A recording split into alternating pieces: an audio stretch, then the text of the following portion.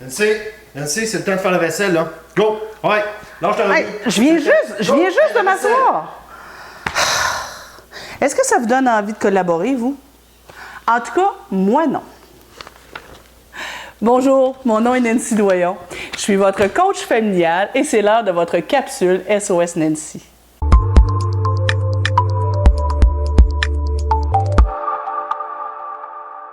J'ai 3 trucs pour vous aider à avoir davantage de collaboration de la part de vos enfants et éviter de faire lever leur mécanisme de défense. Premier truc, essayez donc de faire vos demandes au bon moment. Là, je venais tout juste de m'installer avec ma revue et ma petite coupe de vin. C'est sûr que ça ne me tente pas de me relever. Vous savez, quand vous arrivez de l'école puis que vous attendez que Justin s'installe confortablement avec son bac de blocs Lego, il commence à installer ses trucs, il commence à faire une construction. Ah, oups, on arrive. Justin, c'est l'heure des devoirs et leçons.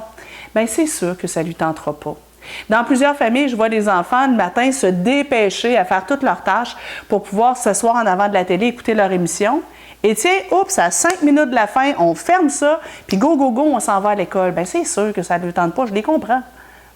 Donc, est-ce que vous choisissez le bon moment? Si votre enfant est au téléphone, c'est pas le temps de se faire une demande. Si votre enfant est absorbé par une tâche, c'est peut-être pas le temps. Des fois, juste de différer de quelques minutes le moment où vous allez faire votre demande va éviter que votre enfant se braque.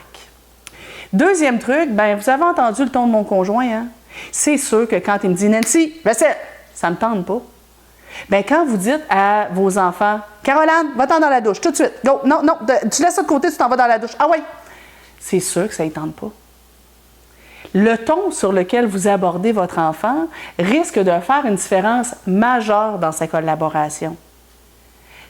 Essayez d'adopter un ton qui est le fun, qui est agréable à entendre. C'est sûr, c'est pas magique, ça se peut que malgré tout, votre jeune ne collabore pas.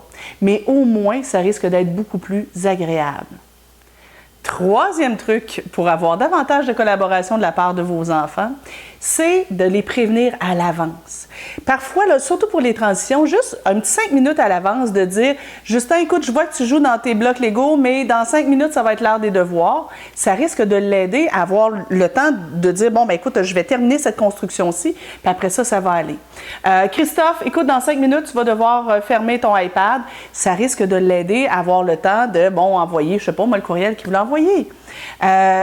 Noémie, 5 minutes, là, dans 5 minutes, c'est l'heure de la douche, d'accord? Ça va aider. Donc, juste prévenir de la transition, c'est pas magique encore une fois, mais souvent, ça va aider.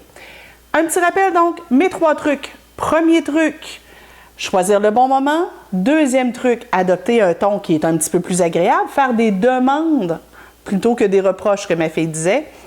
Et troisième truc, prévenir un petit peu à l'avance. Vous avez aimé cette capsule-ci, je vous invite à la partager avec vos amis sur votre page Facebook. Vous pouvez aussi vous abonner à notre chaîne YouTube, il y a une foule d'autres capsules. Ou bien, si vous voulez aller un petit peu plus loin, aller un peu plus loin dans les formations sur le web, vous pouvez aller visiter le coachingneurosciences.com où il y a plusieurs formations accessibles. Sinon, il y a aussi plusieurs textes. Et si vous avez besoin d'un coach familial, vous pouvez aller aussi sur sosnancy.com. Bonne semaine!